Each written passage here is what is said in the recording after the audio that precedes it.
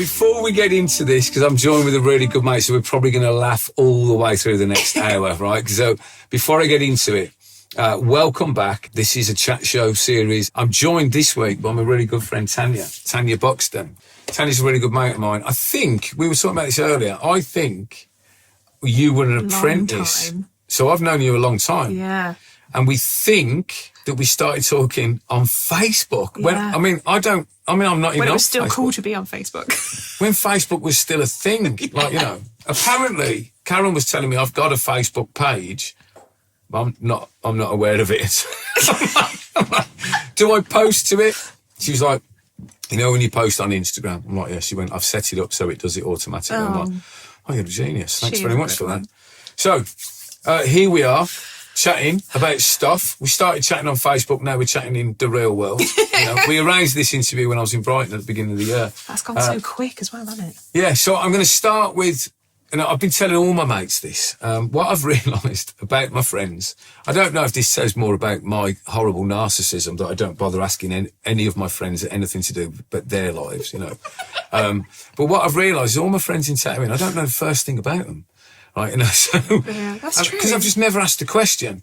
Now, we think that it might be that by the time you get to the kind of convention scene where we've all met, and you know that it's taken as a given that you're good at your job because you got to the convention scene, so you're kind of at a level, so you don't really need to worry about that. You're in, aren't you? At that point, you know what I mean?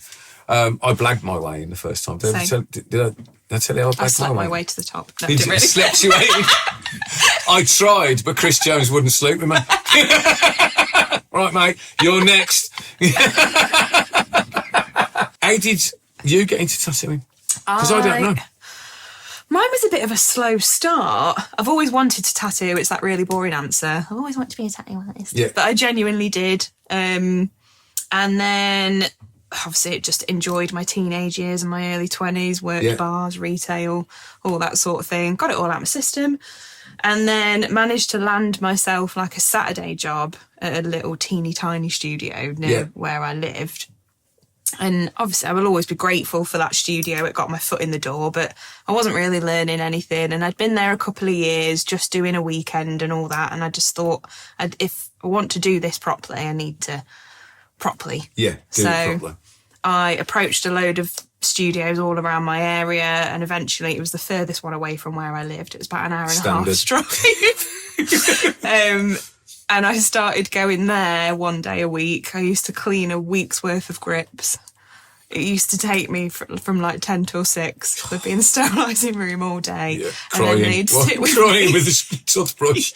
You never unlearn that system, do you? No. And then, they'd sit with me at the end of the day and just tell me how shit all my work was and how I could improve. Yeah. And I wormed my way in there and became like a full-time apprentice eventually, and just never looked back after that. But I'm grateful of it because I had to unlearn all these bad habits from the other place and had I still set up the same way that I got taught. Yeah, it's just funny the stuff that stays with you. Yeah. So was you like your proper apprenticeship was good then? You got taught. Yeah, I was lucky, and I think at the time I thought he was just super anal and like a mini Hitler, but I needed that. You need that structure. You need those things, and I was lucky that I did find them. But I think the important stuff has to be ingrained into you, so that it's so weird to think about reaching for an ink bottle with your gloves on, you know, but with your dirty gloves on. Like you wouldn't, like you just go, oh no, oh. Yeah. You know, you get the ick, don't you? Yeah. To use a modern phrase, kids. You know. I'm trying to keep up. You know, I'm trying to learn new words. They've got loads. I've started using emojis on my phone recently. Oh, have you? Yeah.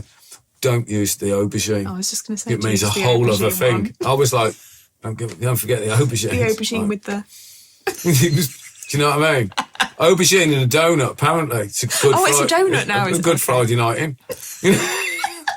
Shit you learn. Like, you know what I mean? So I was like, I might stay away from like all of that emojis thing. I like, I think they all probably mean something that I don't understand. So I've decided, like I was telling you earlier, I'm going to go back to typing everything in capitals. In primal. Like just absolute, just caps lock on all the way through. Like that. I love you. Kiss, kiss, kiss. What's that? Loud noises. I just think it'd be really, really funny. I'm down for it.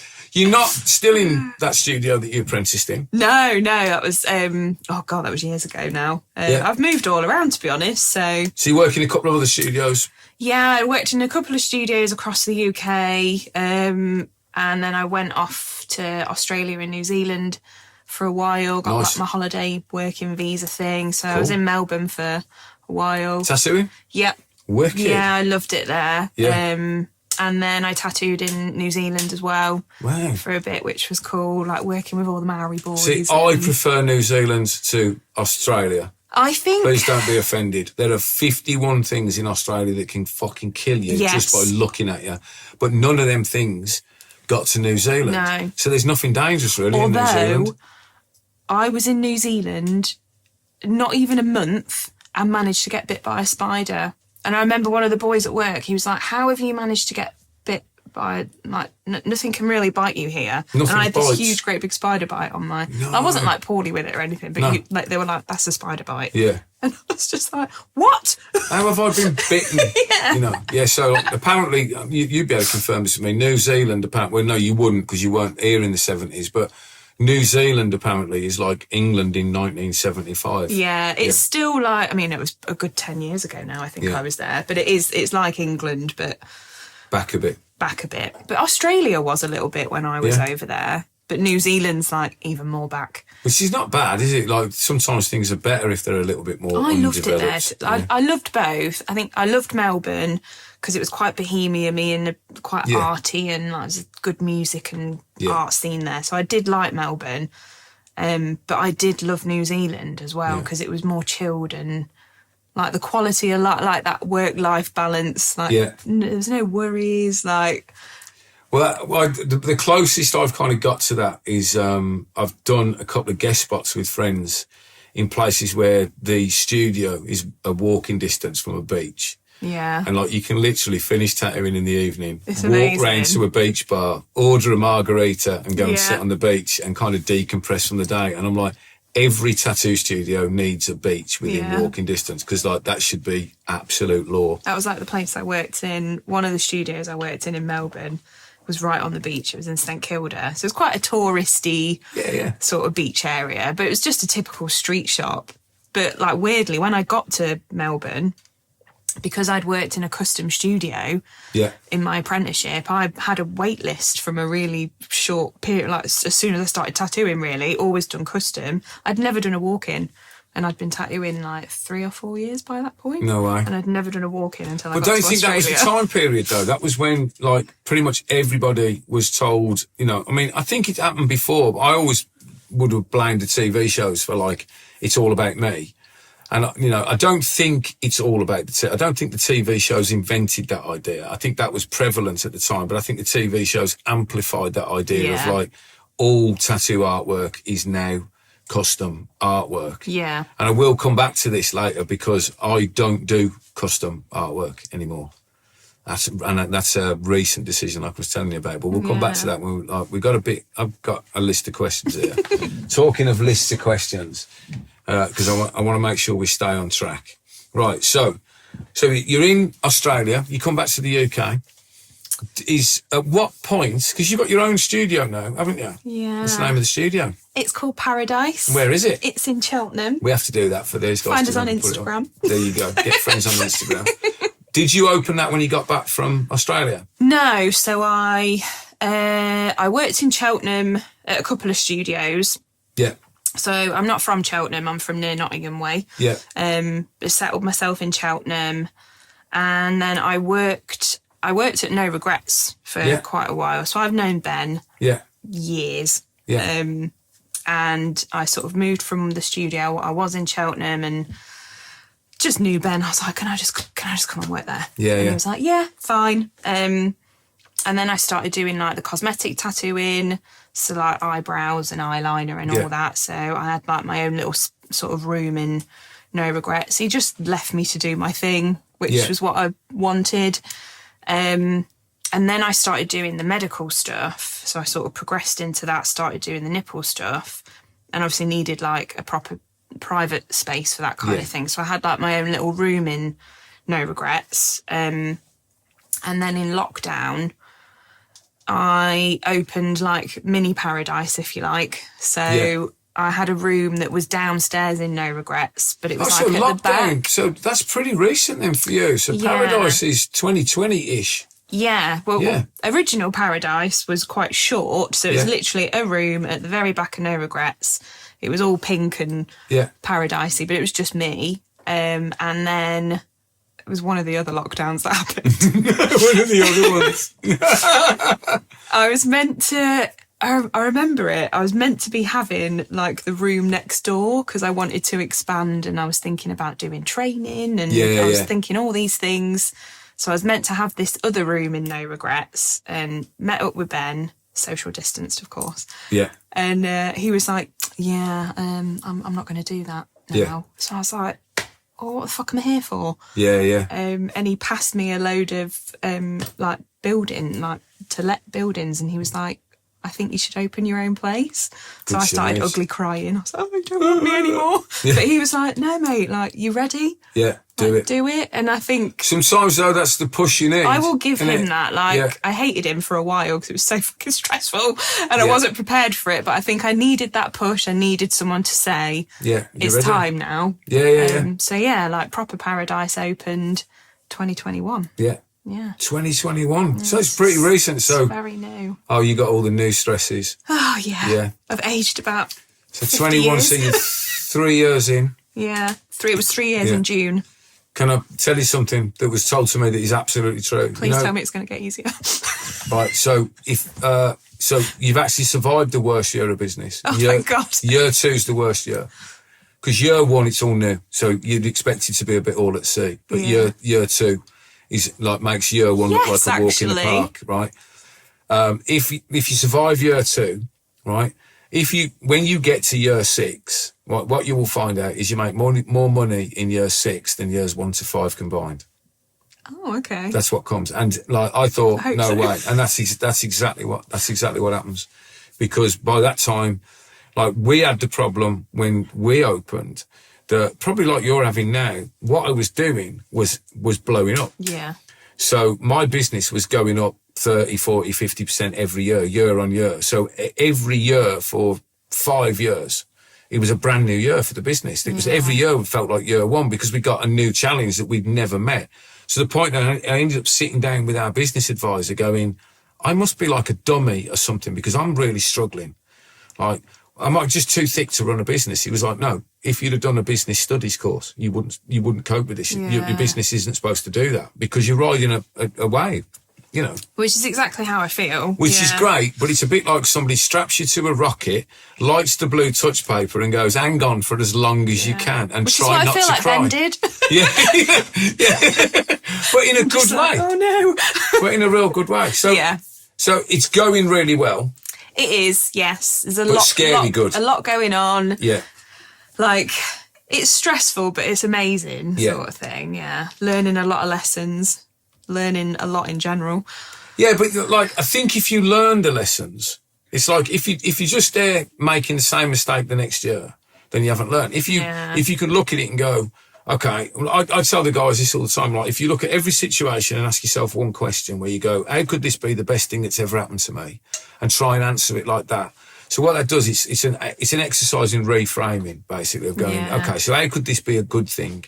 Well, and I look at it a lot of time and go, well, at least I've made the mistake now when it hasn't really hurt me. Well, if I'd have made this mistake in 10 years, it could have really hurt me. This is a much better time to make this mistake now. You know, we had all kinds of like trying to get on top of like accountancy and cash flow and, you know, how do we do this and how do we finance that? What is the tax implications of doing these things? It's just a mindfuck. Yeah, I mean, but like, no, for the first 3 years, Karen would have panic attacks when we were doing end of year. Like the 3rd year that we were in business, Karen had to have 2 days off because she was having panic attacks because of the fucking, and like imagine crying and doing Excel. Like, that's just about as bad as it gets. I mean, that's everything. Bar of chocolate hanging out your mouth, crying, doing Excel spreadsheets. I mean, like, your life is in the fucking dumpster and it's on fire at that point. That isn't it? sounds like every Sunday. Like, right, right, exactly. Like, big tub of Haagen-Dazs. I fucking hate my job. I've eaten so many feelings these past 3 Yeah, years. exactly, right. So, but it does get easier. You know, and That's good to know. Yeah, it does, honestly. But honestly, after a while, you just go, this feeling's probably never going to go away. Yeah. And at the point where you go, this is just me now. And then at some point you wake up and go, oh, none of this stuff bothers me anymore.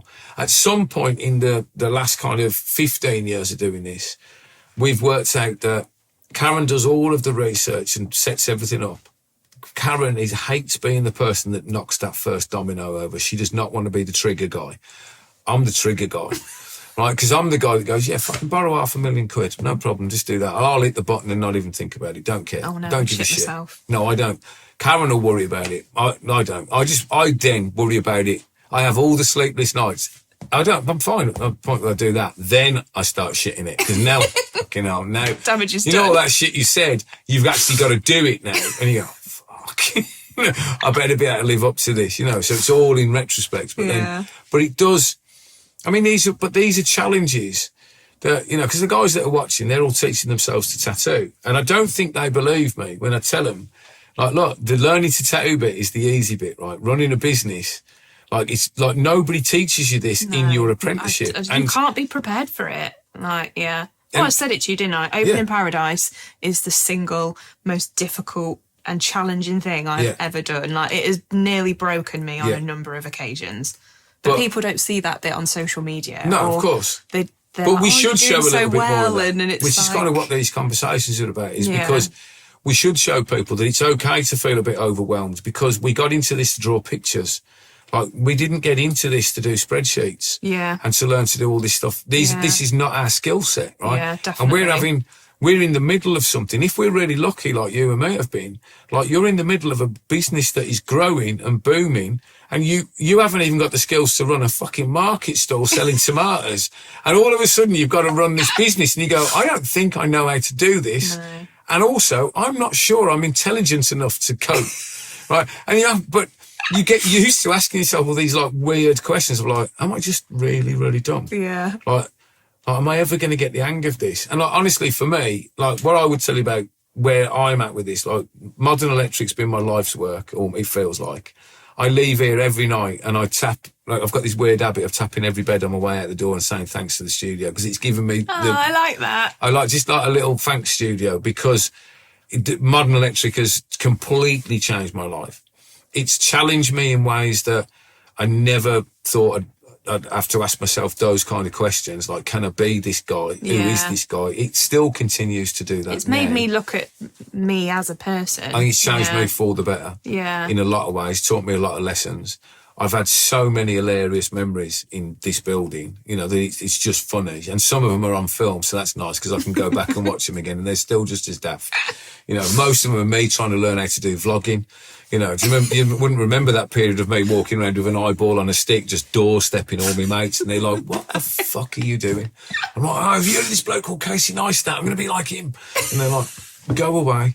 Like, you idiot. I should just do it all the time. Now it's like you see it all the time and it's normal. Like, I was like... It's mad how it's changed. I was really late to the party in the world of vlogging, but I was really early in the world of tattooing. It was just really weird. But like, I started that here, and like, they are hilariously bad.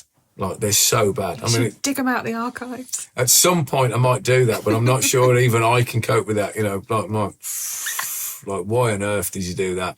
You know, still dyeing my hair then as well. And now, like, I'm not sure if anybody would have noticed, but now I've told everybody, no, that's not my actual hair colour. That's nice and easy 106, that is. You know? But now I think you can really tell. And I'm like, yeah, I don't know if I really want to do that now, because I'm a bit embarrassed about I want to see them now. My insecurities. Yeah, we'll have a private viewing. You can sit and have a bottle of wine. I'll sit with a bottle of Pellegrino. You know, in a glass bottle. In a glass bottle. Always in a glass bottle, mate. Never anything else. So I want to ask you more, because you mentioned it, that you got into the cosmetic stuff, right? So cosmetic tattooing, right? I know almost nothing about cosmetic tattooing. Yeah. Right? Like Kerry, who used to work here, did a little bit of cosmetic tattooing. So I've got a few things I want to ask you about it that I think are interesting challenges for any human being, let alone a tattooist. But the first thing I wanted to ask you about is, I think it's like most people ask you, same tattoo machine, same needle, same ink? So What's different? I break the cosmetic tattooing and like the medical tattooing for me are two different things. So Right, like your nipples and your scars, and for me that's like boobies, lots of boobies. That's like medical tattooing in my eyes. And then cosmetic tattooing is like the permanent makeup, so like eyebrows, eyeliner. You're replicating sort of makeup, enhancing the natural facial features. That for me is cosmetic. Right. I've always approached it from a very tattoo point of view. I think it's just because of where I've come from.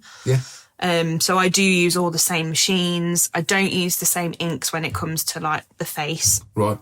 So like the brows. And so the formulas are very similar. But the cosmetic inks, they refer to them as pigments. It's the same fucking thing.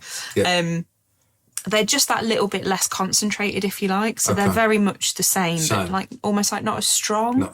Is probably the best way I can think to describe it. So they do just break down that little bit quicker in the skin. Obviously all ink breaks down anyway, kind of thing. Macrophages.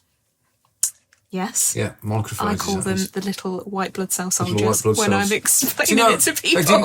They didn't know about macrophages until relatively recently. Really? No, it's relatively recently. So in my training, I get into that. I just like to understand why with things, so I do break all that down as well. There's a fascinating guy on YouTube. We'll have to dig the clip out, see if I can find it for this, where he actually he does a cross section of a cadaver that's got tattoos and shows you where it all is and where the ink's sitting. Oh, I love shit like that. It's fascinating. It's a bit like, whoa, I'm not sure about that. I'm not good at watching Casualty or I'll Be Sitting. No, but like, I don't know, there's something about tattooing, the blood and the gore in it, like, it doesn't bother me, but... It doesn't bother me, but I'd rather it wasn't going on. I'm like, no, I'd be fine if it was all like smelled of strawberries and like it was all a bit nicer, to be honest with you. You know what I mean? Like, just be okay, wouldn't it? They could do like, okay. I've got to put up with it. But like, if somebody said, you don't have to, and it can all just like smell of strawberries and it not be that, I'll be like, oh yeah, fucking hell, let's do that then instead. Yeah, I don't know. I think when I'm tattooing, it's just, I don't notice anything else. See, I think I noticed it recently because Karen won't let me have my black gloves black because they're still too expensive. So I have to wear the white ones. Scottish wife, Scottish being important, went, no, you're not having your black gloves back, you've got to have white. So for the first time ever in my life, I'm like, oh, I can see it. My hands are covered in gunk. You know what I mean? I just want the ignorance back. You know, when you just go, the blissful ignorance of it all. I'm like, oh, that's on my hands. It's not, it's on my gloves, so I'll be okay. It'll be all right. Yeah, no, I'm not a big fan of it. So similar pigments. Similar pigments. Which is actually ink. Let's be honest. Can we get this straight, right? So the ink is a solution that contains pigment. Pigment is the actual powder that's milled and put into a solution that is then called ink. If you're calling your product pigment and you're actually selling a liquid solution, you're selling fucking ink and you're stupid. Thank you. You're just showing that you're dumb. That's all it is, and that you don't know what your product is. Ask your marketing team to call it ink again because they're fucking idiots. I think for a long time, so the cosmetic tattooing, it's called micropigmentation. Yeah. And that word in itself irritates me because it doesn't really mean anything. Yeah. I think that industry have really tried to keep themselves away from tattooing because they were charging so much money. I remember when I first did my course in micropigmentation, the cartridges, I won't name the company, a needle cartridge, just one, was £10.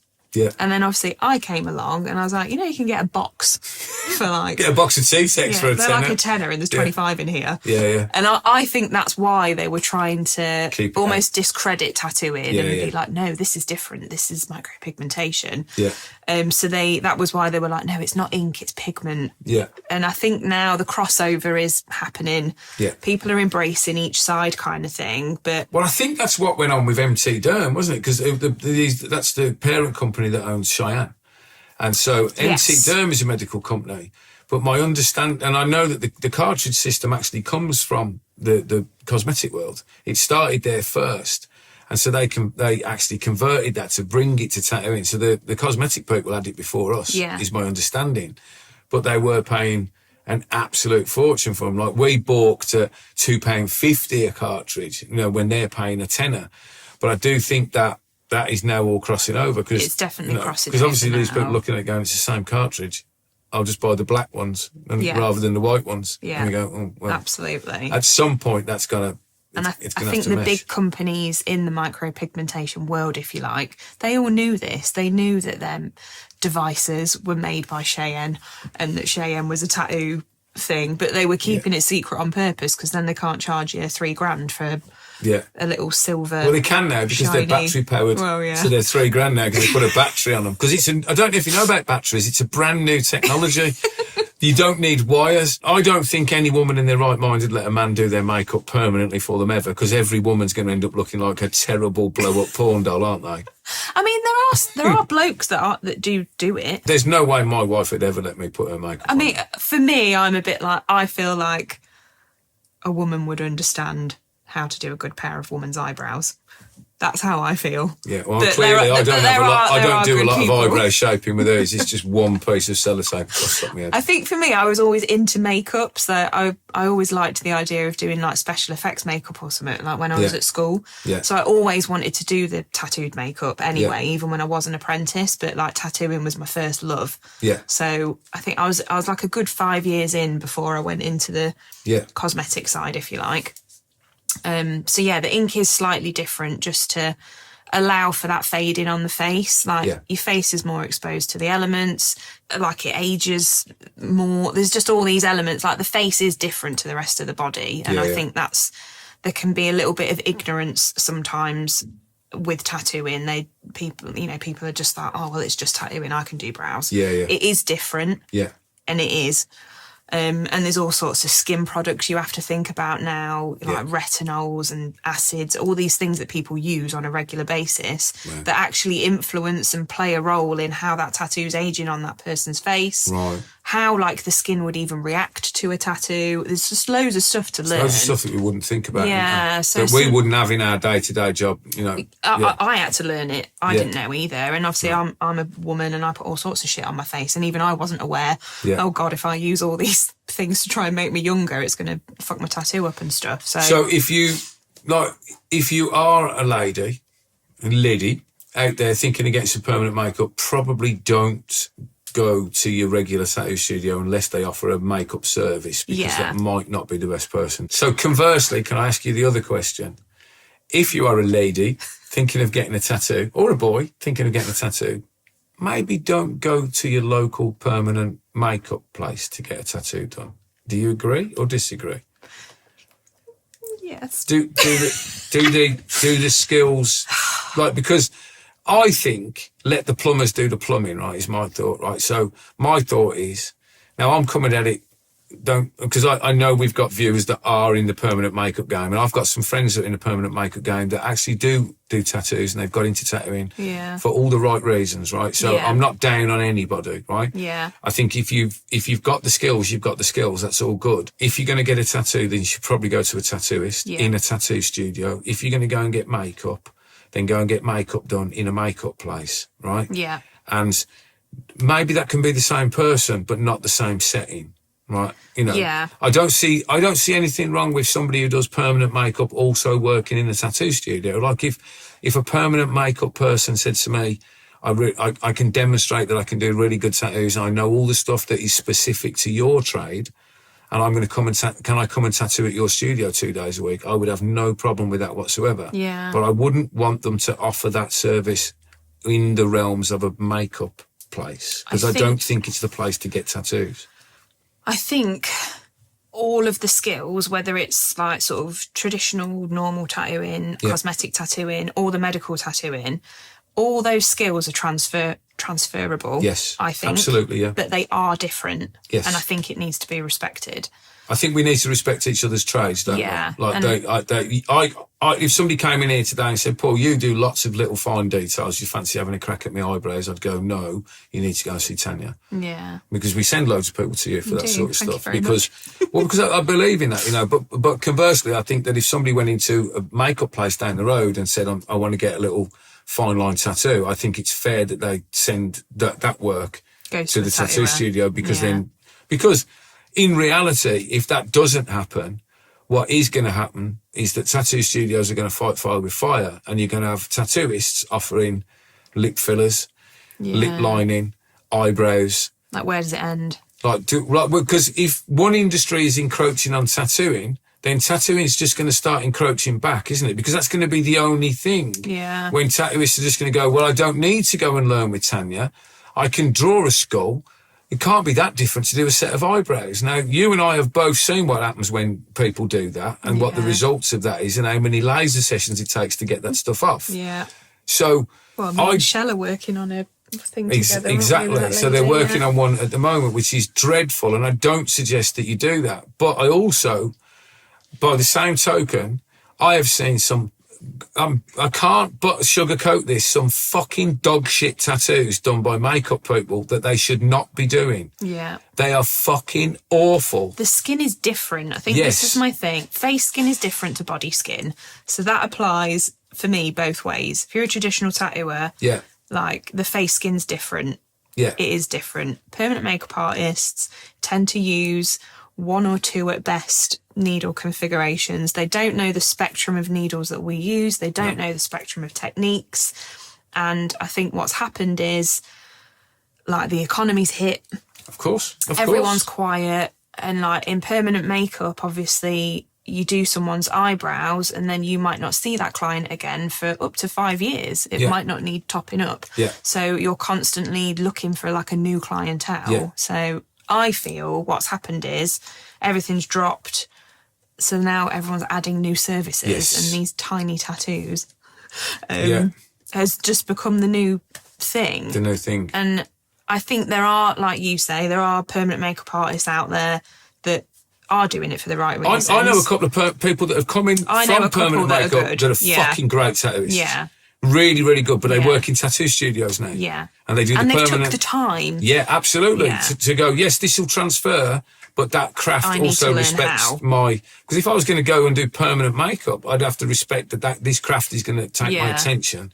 You're not going to just be able to go, well, I'm a tattooist, I'll be able to do this. Definitely. You've got some transferable skills. The other thing that the permanent makeup people don't understand is you don't wipe a tattoo with cotton. What they call it, cotton pads. The little pad. It's expensive as well. Yeah, it's expensive way of doing it. A roll of plenty will last you ages, and it's cheaper. I mean, come on.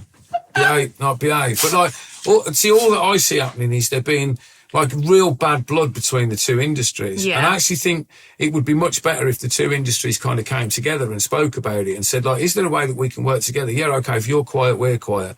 Well, maybe we can... Maybe there's, instead of us warring with each other and just stealing work off each other, maybe there's some stuff that can be done.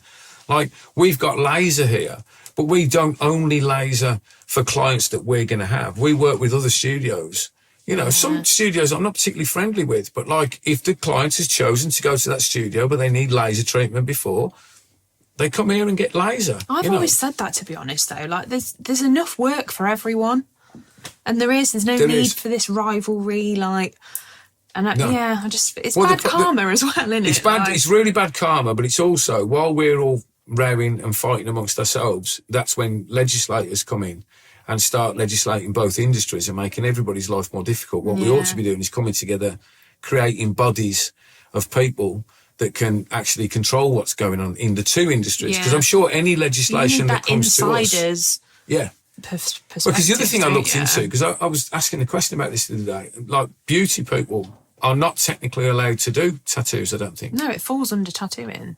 So if you're doing permanent makeup, do you have the same license that we have? Because I'm not sure what you do. Yeah, so you need like a tattoo license, if you like. Yeah. But it's called semi-permanent makeup on our one in Cheltenham. I don't know if it's different with other councils. And it shouldn't be, and it is, and that's rubbish. It's different all over the country. It should be standardised.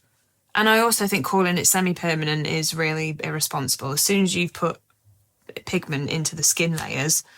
You've made a tattoo. Early days of my career, I did a few semi-permanent tattoos. I did a few semi-permanent lines. I didn't know at the time.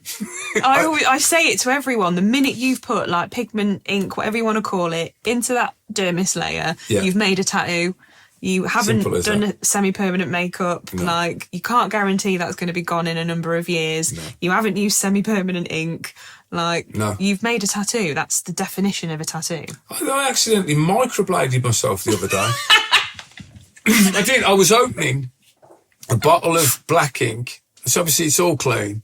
I opened a bottle of black ink and I was trying to get the bloody, the foil things. You know, when you go to peel them and that little thing, the little courtesy tag just comes off and you're like, here we go. So I've got a scalpel and I slipped and like nicked myself with the scalpel. And obviously it's already gone through the top of the ink. So it's got a bit of black ink on it. And I was like, that'll never stay in.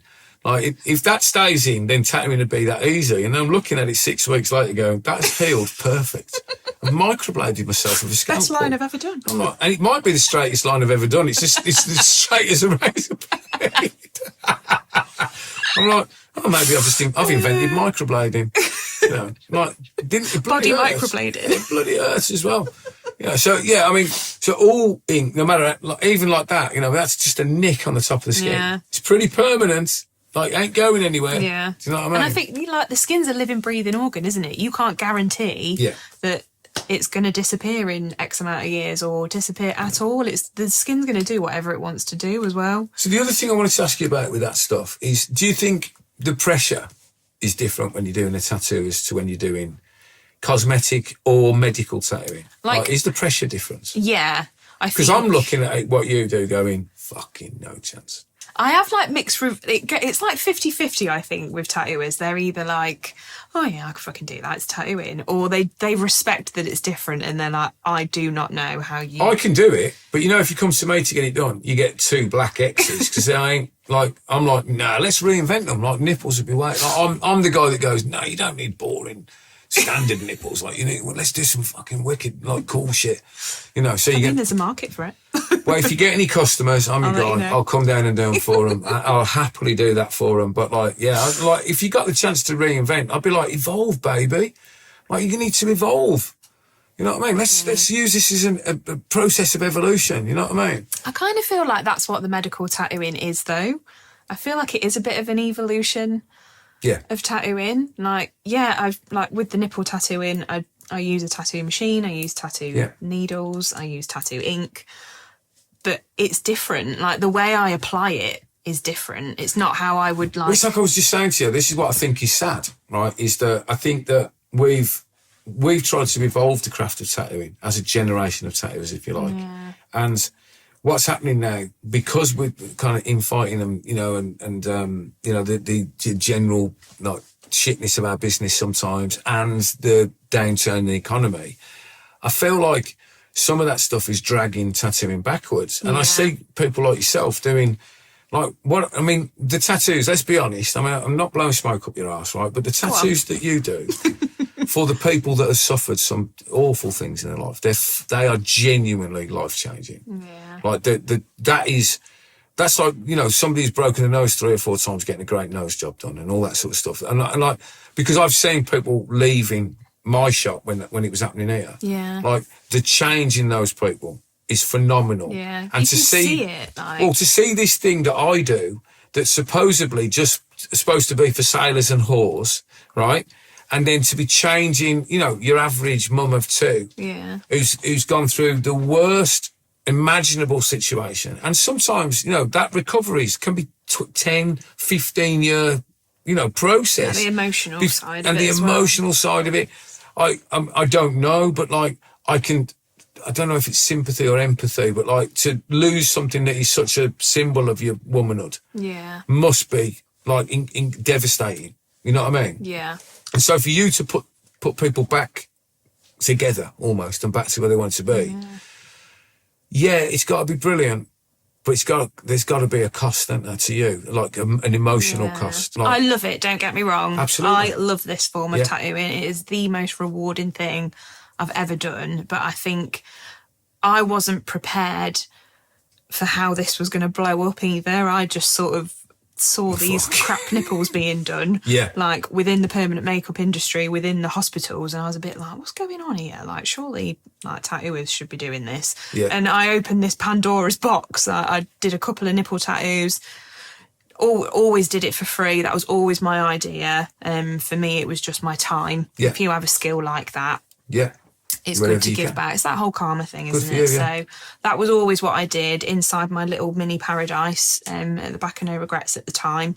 And it exploded. I wasn't expecting this. I've ended up with a studio. I've ended up with a charity, all this stuff. And it's only been just over 4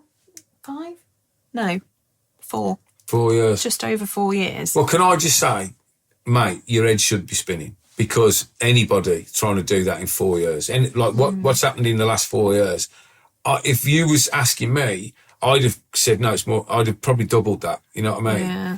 So if your head's still spinning after 4 years, that's only to be expected. You shouldn't be feeling bad at this point because you haven't really had time to because every year would have been different. It's been mental. Right, so you've had a year one every year, and this is what I'm saying. Like when your business is climbing like that. There's no, you can't repeat last year because all of the challenges of this year are now different and next year it's different. So at the point that it starts to plateau, you might start feeling like you've got a handle on it, but that might not happen for a minute, so you just hold on to the rocket. Hold on.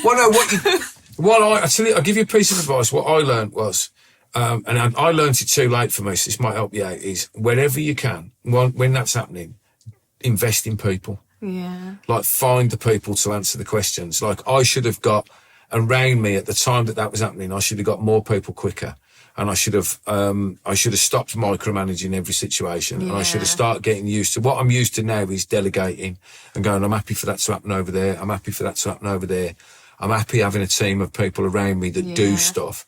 And trusting those people to do that job and keep their eye on the ball for me. I definitely am learning that lesson, I must admit. It's important. Invest in the people. Because Paradise has got this really nice reputation, and obviously my work's got this reputation now. I feel like there's a level of expectation already. Yeah. And I think it frightens the life out of me that something might accidentally go wrong, or someone accidentally says the wrong thing and it's not PC, or you just don't know what might happen now, do you? And then you're cancelled, or you're going to let someone down. You're in a slightly different environment to a regular tattooist as well, because your studio is going to have very, very untraditional clients coming in that might not even want any tattoos as well. Yeah. Various ages, genders. Yeah. And they're all there for different reasons. You might have a group of young girls that are all getting their little best friend tattoos for the first time. You've got a breast cancer survivor in her 60s. I mean, presumably, do you get involved with like gender reassignment stuff? And stuff I work like with that, the trans community. So you're working right across a number of communities that. I don't know too much about the trans community, but like my understanding of it, certainly from friends in Berlin that I've got, is that, tattooing is not seen as the most welcoming world for people like that. I do try and dispel that myth by telling them, like, if you got skin and money in your arse pocket, you're in the gang, it's fine. But I can understand why people, people from that community might feel like, well, it's all like roughy-tufty bikers. They're met with so much, what's the right word? Like judgment, and they've already sort of fought through a lot of things for acceptance, and so I think there's already with that community, there's probably a bit of a barrier, a bit of a worry that it might not be sort of welcoming. Or so, for the record, you're welcome, whoever you are. You're welcome at Paradise too. Yeah, you're welcome everywhere, mate. And I don't know. I don't think I know anybody currently. I mean, it's I can only talk of my circle of friends. But of my circle of friends, I don't know anybody that would be anything other than welcoming. Yeah. And I think that is something that is changing in the world of tattooing, that people just like, we don't mind. It's like, you're just a human. Humans have skin. If you want tattoos, I feel like tattooing as a whole, like the industry as a whole, is like nothing's shocking to anybody really. Well, you see, the other thing is like what people forget a little bit is back in the day, tattooing was the place for minorities of people. That's the right word, and deviants of all types, or of all shapes and sizes. Do you know what I mean? Yeah. And so I think tattooing's always been a kind of a place where it's for everyone. Weirdos, if you want, it's a subjective term, but like it was always welcoming of people, because we were. You know, it's like, what the fucking weird tattoo people, what the fuck are they doing? Drawing pictures all over themselves. You know, I can't all be sailors and whores. You know? But you know what I mean? But I think we've lost that somewhere. I don't know, maybe we lost that somewhere along the line that, like, you know, tattooing's always been like, yeah, you're fine. Like, no one cares. I mean, I've had conversations with Lal about the original Milton Keynes tattoo convention and the stories he told me that I'm not going to spoil it because I'm going to try and interview Lal again because I've spoke to Lal before and it was a great, I love Lal to bits. I'm going to have to go to London because I doubt I'm going to be able to blag him into coming to Brum. Shall we both go? I've never been to a studio. Have you never been? No. Oh, we should both go then. And he's been so supportive of all the stuff all this side of the stuff that I've been doing. He's one of the loveliest people in tattooing. I think he's a really. He really is, but he's full of amazing stories. Yeah. His stories of the Milton Keynes convention, I'm like, no. He's like, yeah. I'll let Lal tell you them stories. When we both go and interview him for a laugh, we'll go down. I'm up for that. I can't find London on my own. I'm like, no, I know you have to go down south somewhere. Down there, you know what I mean? If you get to the sea, you've gone too far, haven't you? So I wanted to touch on that kind of pressure thing. Yeah. Because you mentioned it. And I don't want to push you on it because I know it's probably quite a raw thing, but it's quite a raw thing for me, right? So, like, we were talking about this a little bit off camera. So I was sharing with Tanya that I've recently took the decision to stop taking commissioned work.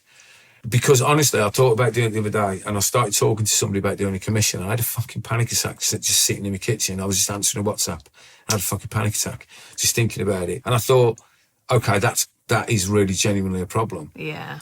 So I've stopped doing it because of the client stories that I get told. Now, I imagine, because I've got some insight into it, that you know, how's your PTSD from...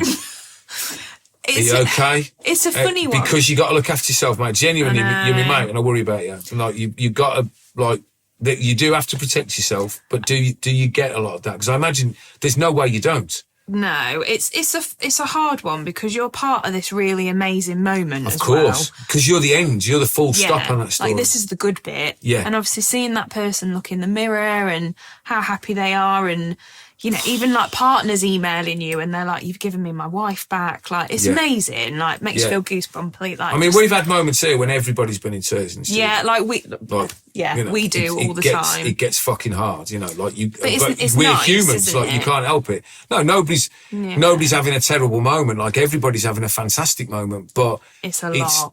They're pretty brutal kind of things that you get told. And so, you know, you like, be careful, like, you know, just look after yourself, mate. I'm aware of it, and I went to therapy a couple of years ago, and I only went to one because he asked me what I did for a living, and I started telling him, and I burst out crying. Yeah, I mean, that's how it goes. That's how it goes. You got to do it. Ugly crying. Yeah.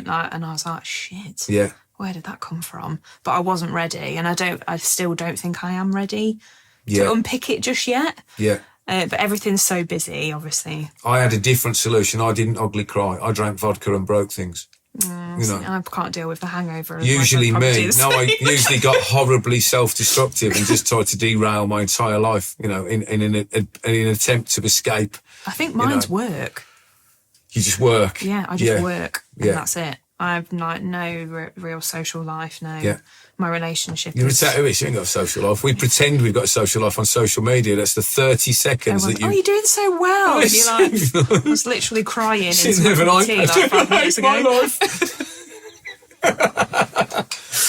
But no, so like, well, when you're ready, you know, it's worth it. I can honestly say, like, I'm a big believer because, like, you know, for you know, for my gender, boys aren't supposed to cry, are they? And all that sort of stuff. And boys do get sad too. And like, I've always, you know, on the channel, we've always been a bit of advocate for mental health, particularly in young men, because there's an epidemic of suicides at the moment with young men, because they're too scared to be vulnerable and actually say that they're sad. Yeah. And all that, you know. So I think we should talk about that sort of stuff, and that it is, you know, I'm sure that none of your clients are trying to burden you with that stuff. They've gone through a terrible thing. They want to share it. They want to share the final moments. But you do have to be careful of your own mental health. So, you know. I think as well, it's like hearing all that stuff. Like, some people don't want to tell you about what's happened, and that's fine. And it's like super happy and laughing, and it's great. But then there are the odd you know, people, it does bring a lot up for them as well. So they're already quite emotional. Well, I think telling the story is emotional. Yeah. But So- I didn't realise how much hearing the story is, because you do absorb that trauma and you don't realise, I think. Yeah. But I think my big one, we were on about it earlier, is like I'm one person. Yeah. And I'm trying to run a business. I'm trying to look after all my girls in that business. Yeah. I've like launched a charity, which is another business essentially. Yeah.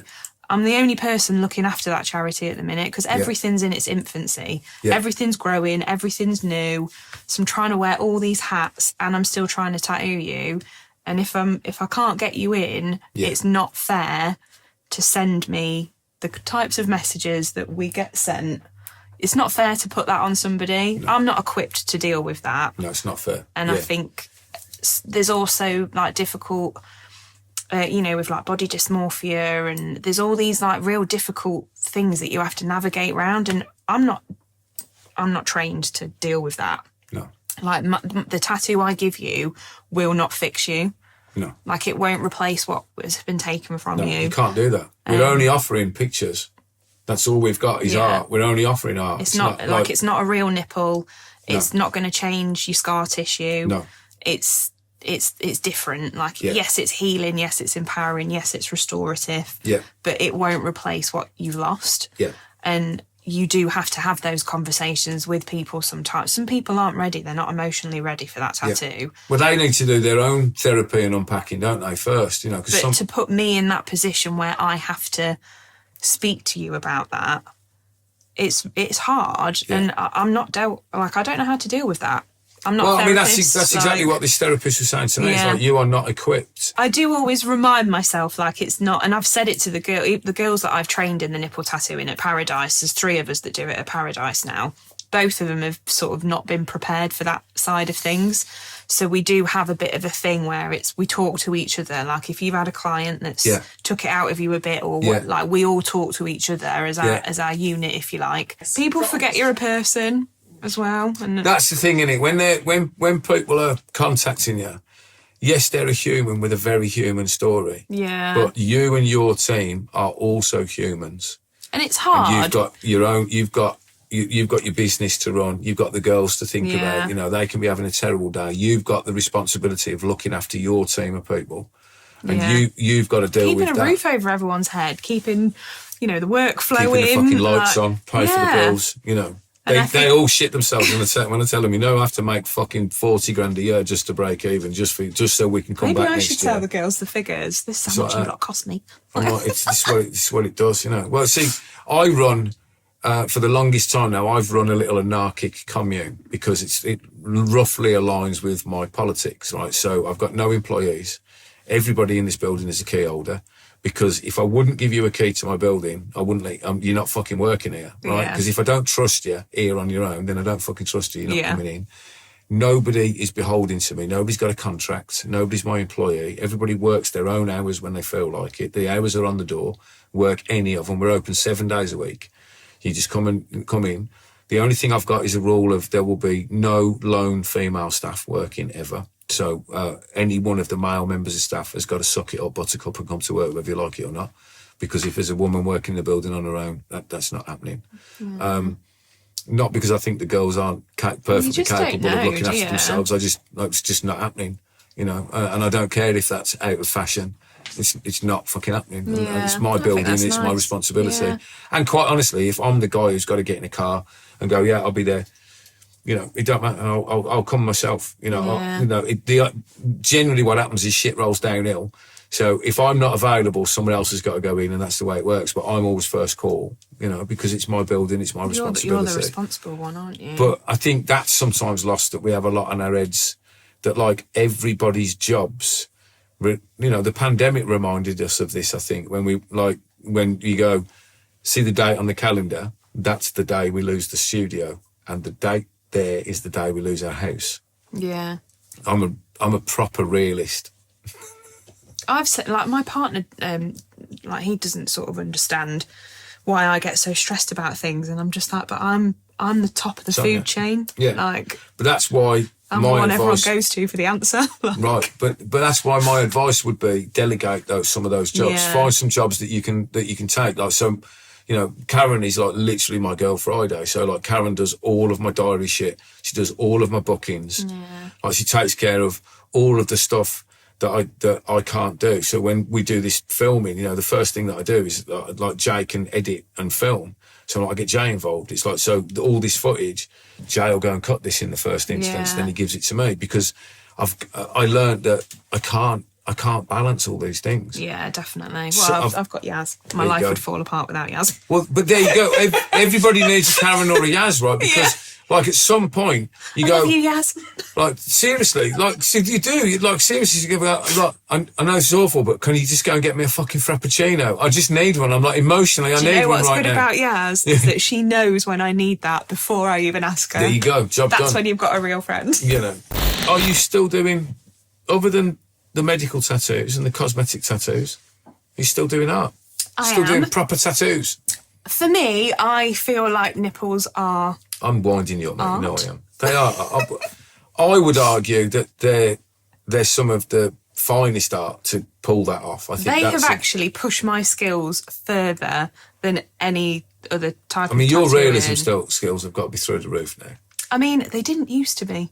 I was never a realism artist. No. I'm neotrad artist. Yeah. So I actually don't know where it's all come from. I don't know how I'm good at doing them. No idea. Hey, lean into it. If you're good at doing it, lean into it. Well, I have just sort of rode the wave, to be honest, for the past few years. Yeah, man.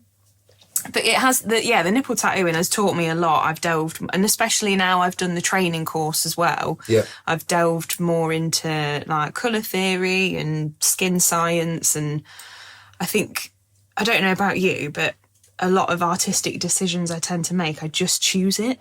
Like I just choose the colour because I think it's going to look good, or I'll just mix those colours together. I don't have to choose colours. And I'll see what happens. Like I never have to choose colours. I only use one. Like I made a choice in the absence of all other colours. I went, I like that one. I like the rest of them, forget it. Like, I'll just stick with that. No, I did. I messed around with a load of colours, and I enjoy doing colour work, actually. I really do thoroughly enjoy it. Fucking messy, though. Like, shit gets everywhere. I'm just used to it. But then I decided, like, do you know what? The one thing that I really love more than anything is that simplicity of, like, red skin and black. Yeah. I love that. And I love the game that I can play with those limitations. I think at the moment that's the game I'm playing, is I'm playing with limitations and going, like, I can do more creative things if you don't give me all the toys.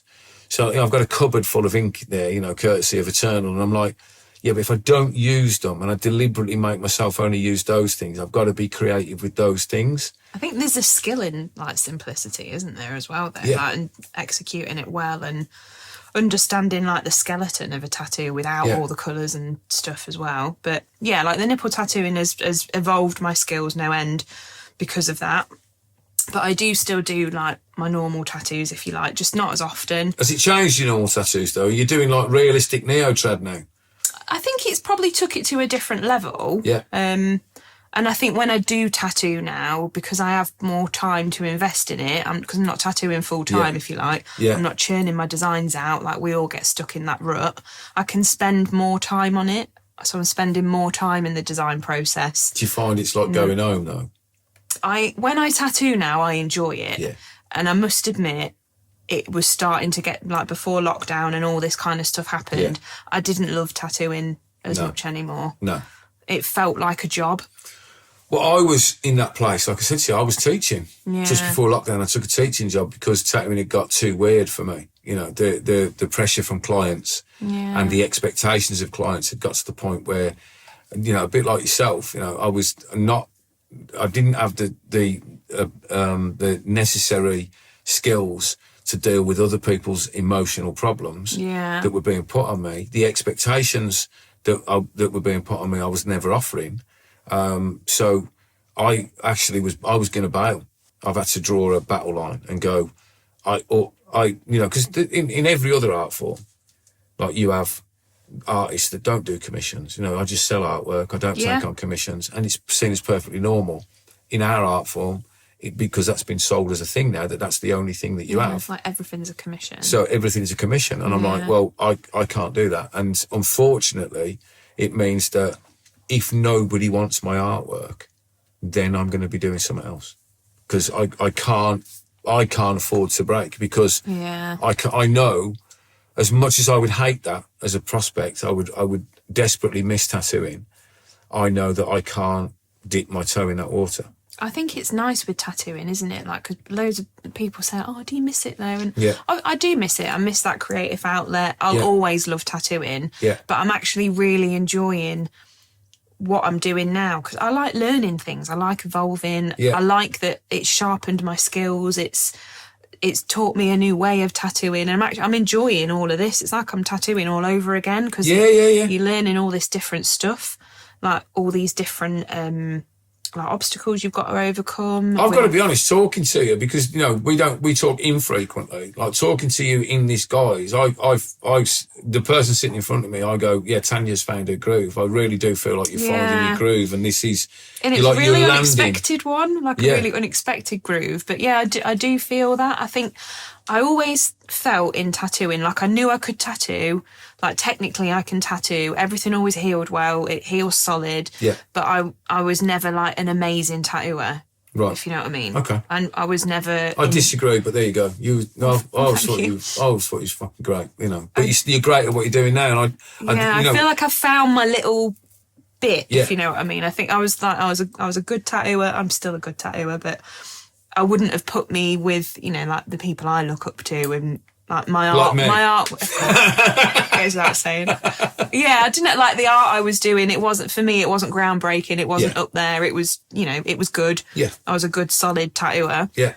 But this bit, I think I have found my little bit, and now exploring all like the training side of things, and like tattooing in the hospitals. Yeah. Like, that's fucking crazy though, man. Mental. Tattooing for the NHS. I know. I mean, that's pretty good though, isn't it? Fuck's sake. I know. Do they put you in a nurse's outfit? I do wear scrubs. Do you see that being your future for the foreseeable? Moving into working more with the NHS?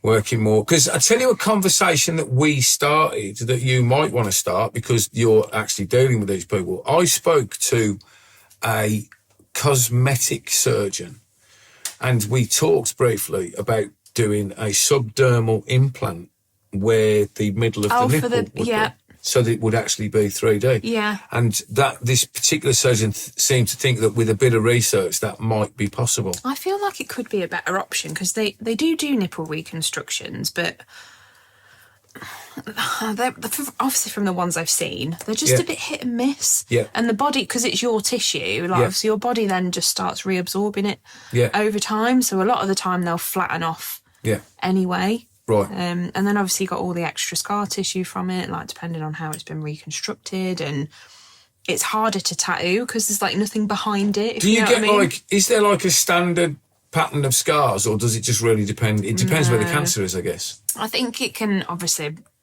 not fully medicaled up on it, but I think it can depend on, the type of cancer, the type of reconstruction, like how sort of big your boobs were in the first place. All sorts of things like that, like depending on like implants. Is it an implant? Is it a flap reconstruction? It's amazing what they can do. It is so clever. So I enjoy learning about all that as well. This might be a really random bloke question. Do you offer, like, I'm going to put the questions to you. Say you went through this, and I hope you never have to, right? Would you have your own nips back, or would you pick someone else's nips? And if so, have you got a catalogue of nips? So, if it was me personally, I think I would have like new designer nips as to how I wanted them to look. Uppies, downies, innies, outies. Bit of both, uppy and a downy. Perky nips, I think. You go uppies. A little bit. Two maybe. uppies. Yeah, okay. Right. But I always say, well, obviously a lot of the people that come as well, like it's a new chest. Whether you've had like gender affirming surgery. I'm not being insensitive, by the way. I'm just adding a bit of brevity to what is like quite a serious conversation. We have had a serious one. I'm not being insensitive, Yeah, I think they're new boobs as well, aren't Yeah. they? So have new nipples, Yeah. sort of thing. And what you want is a black X and a cobweb. Well, I'll do them for you. I think that's more. I love mixing the two, I must admit. So like doing like a 3D nipple and then putting like a design round it. I do like mixing the two mediums together. If you ever get a client that wants to trash polka nipples, we could do a collab. It'd be really good fun, wouldn't it? Yeah. You know I love it. I do love doing that. Yeah. Yeah, I mean, anything that gives people a rebirth and evolution and all that sort of stuff, I think that's got to be, good for tattooing generally. Good for the people, of course. Amazing that we can do this thing for them, or that you can particularly.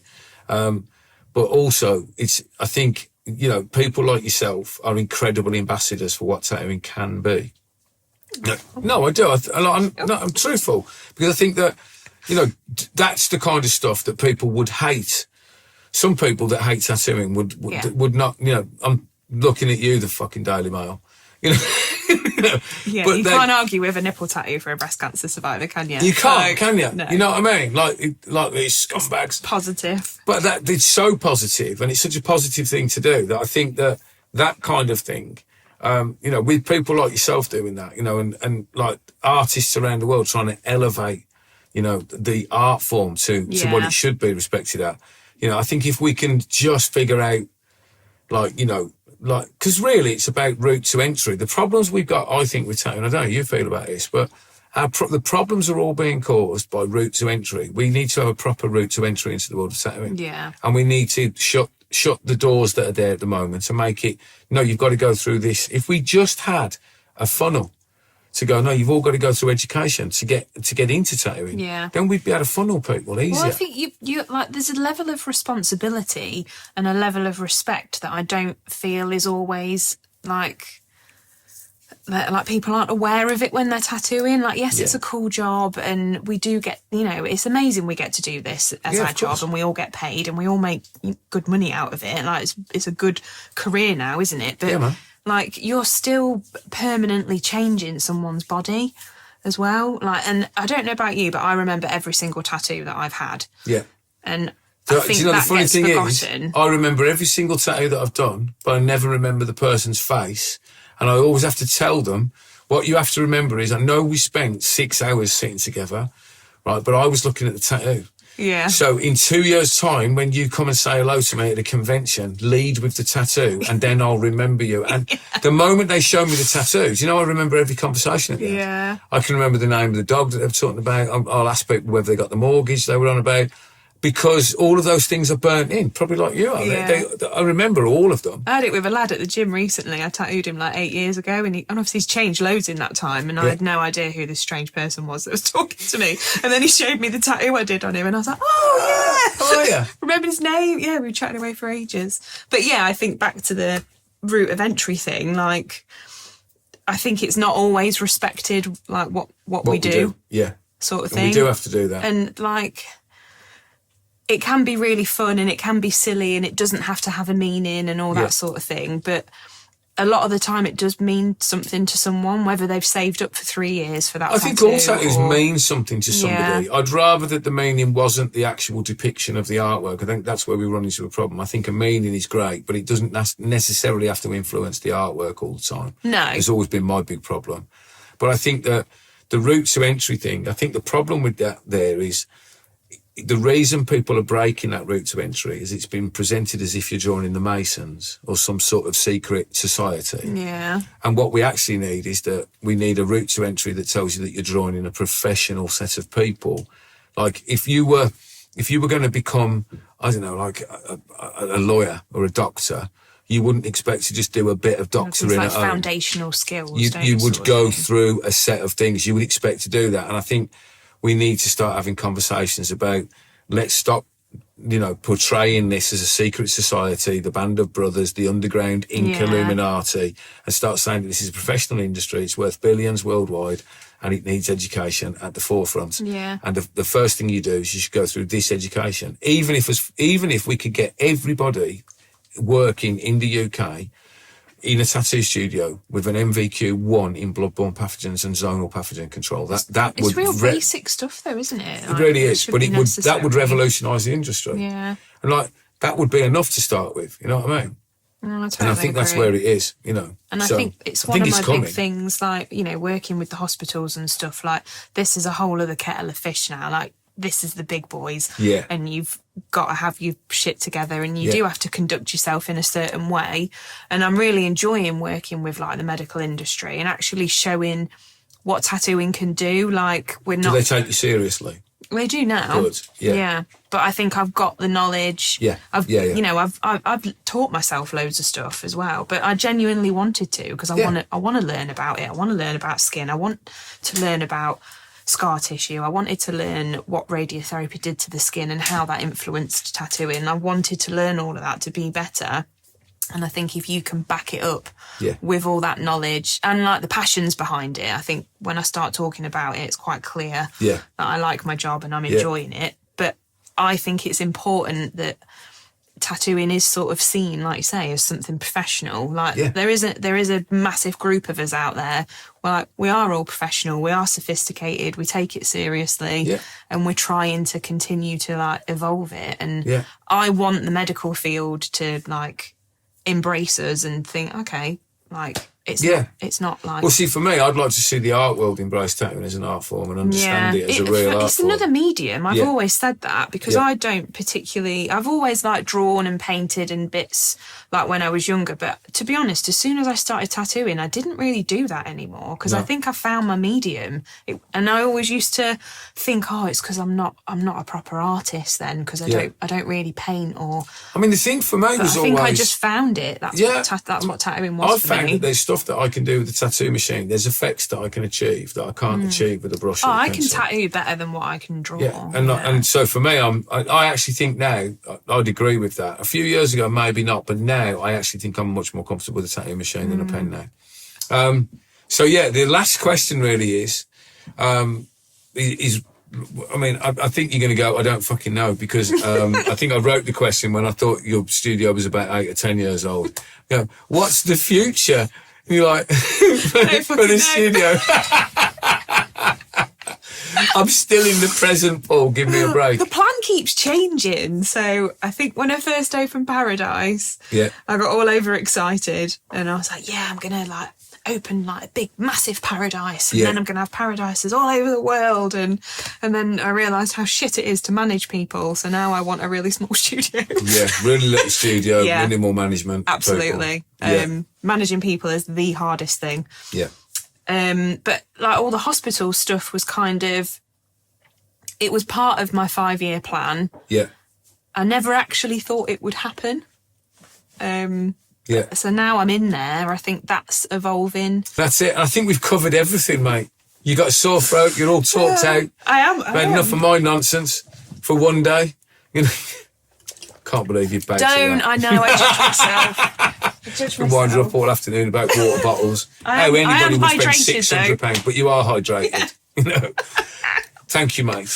Oh, no, thanks for having I me. do appreciate that. And that was as simple as that. And I was joined with my very good friend, Tanya. Thank you, Tanya. Thank you. You can find her doing real, I don't want to say real tattoos, doing art tattoos, medical tattoos, cosmetic tattoos at Paradise Tattoo in Cheltenham.